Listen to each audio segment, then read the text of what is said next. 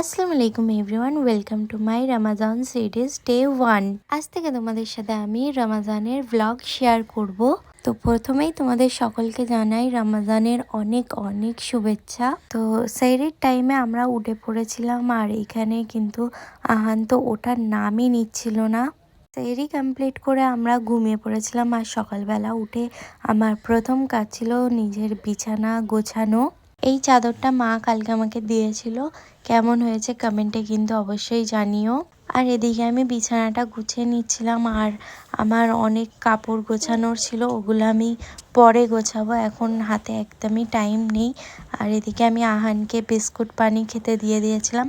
আজ কিন্তু ও একাই খাচ্ছিল, আমি খাওয়াতে পারিনি কারণ হাতে টাইম ছিল না।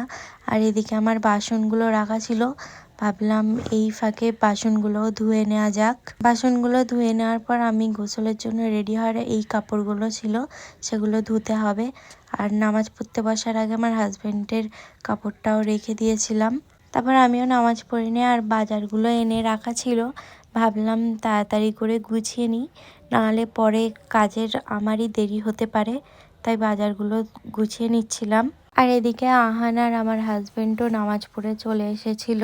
আর তোমরা কে কোন জায়গা থেকে আমার ভিডিও দেখো অবশ্যই কিন্তু কমেন্টে জানিও, কারণ আমারও তো জানার ইচ্ছা হয় যে কে কোন জায়গা থেকে আমার ভিডিও দেখে, অবশ্যই কিন্তু কমেন্টে জানিও। আর আজ নামাজ পড়ে উঠেই ফলগুলোও নিয়ে চলে এসেছিল, তাই ভাবলাম ফলগুলোও গুছিয়ে নিই।